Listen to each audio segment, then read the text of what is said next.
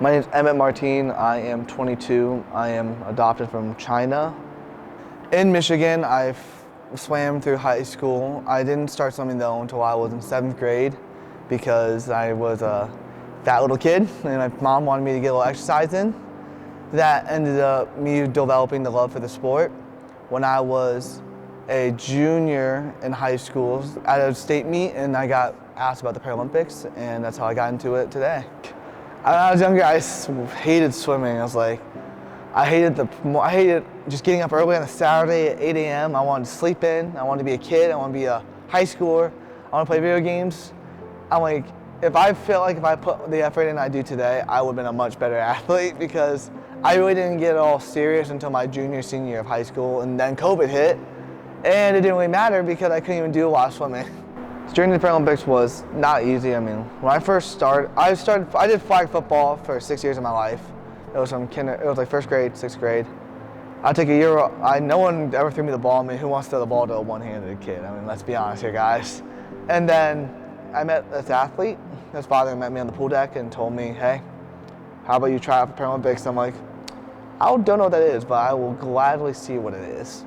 And then he sent me to Ohio. Wasn't the best idea. And meeting the people around me, seeing all these other athletes with some disabilities was kind of like eye-opening to me. I never thought I'd see so many disabled people in one room, I guess you could say. But just meeting all those people and realizing that being that one athlete there who was already on the team, I was like, hey, I want to be like you when I grow up. And I immediately put my cap on and immediately just started training harder and actually putting the focus I need to in the sport. And then it guided me to Mountain Union, and now I'm here in college swimming and about to graduate. When I grew up, I was bullied a lot. I mean, everyone's gonna stare, everyone's gonna look at you differently. And I gotta say, when I was swimming, it was completely different. No one really judged you. Everyone thought that everyone treated me equal. Just because I had one hand doesn't mean I'm any different than anyone else. It was a struggle though when it came to the actual races. You'd lose by a small margin of time and be like, if I had two hands, I could have actually won this. When I was swimming regularly, I'd be very lopsided because my left side was much less dominant than my right side. Obviously, I only have one hand. I have less development in my left shoulder. So when I first started swimming, it was a little difficult, but I found a coach at a meet. It was my first ever Paralympic meet in Cincinnati. We ran into an old friend from high school, from elementary school. We haven't seen her in 4 or 5 years. I ran into the coach and I'm like, she's like, I'm 20 minutes away from you, come see me.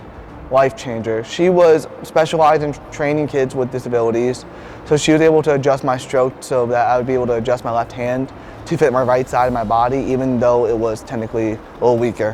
When I was getting ready for the trials, I was getting up every day at 3:30 in the morning. I would go drive to Akron, 45-minute drive every day, practice from 5 to 6:30, then 6:30 to 7 I would go to the locker room change. Then I have to go immediately to my job I worked at Enterprise, an internship. That was not fun. I had worked 9 hours a day, have an hour drive home, go home. I would do an hour or two of stretching, recovery, eat my dinner, and then immediately go to bed. It was sleep, train, work, sleep, train, work. And when it was Santiago, it was the same thing. Sleep, train, school, sleep, train, school. My sophomore year, I burnt out. I was getting up every day at 5 a.m., working from 6 to 2:30, then immediately practicing at 3 o'clock. And that big turnaround was I was exhausted going into practice. I would be cramping, I would be slow, tired. And then that state meet rolled around and I did horrible. I gained time and everything. I looked really bad. I felt really bad, and I told my dad, like, I can't do this anymore. So my dad told me, I think it's time for you to take a break. And just taking that little bit of time off, regathering my thoughts and realize that I can still do this is really a thing, because one thing you gotta realize as athletes, it's also, you're gonna burn out. It's a good idea to take breaks, and your mental health comes first, simple as that. My first meet in junior year, it was in California. I was 0.1 off from breaking the 50 breast American record. The next day I proceeded to gain 2 seconds on my 100 breast. And this was right before the selections for the Santiago team came out, and I knew I didn't perform well enough to get chosen. So when the results came out, I got put on the waiting list basically. And I had to wait an extra week for the results to come out, and the week passed, still didn't get an answer, so I'm like, all right, I didn't get this. It was the day of our alumni meet, so I was taking a nap. I woke up and I get an email and a call from the Team USA. They're like, "You made the team, by the way. Please answer your email." I'm like, I'm checking my email and they say, "Congratulations, you've been selected." And I freaked out. I ran out in a pair of shorts and hugged one of my teammates. It was very embarrassing. I'm swimming in college. I mean, I never thought I'd get that far. I would have never thought that they would recruit a one-handed swimmer. I never thought that I'd be able to have the chance to actually say I'm on Team USA, or even compete for Team USA. That's like one of the biggest things I was shocked about.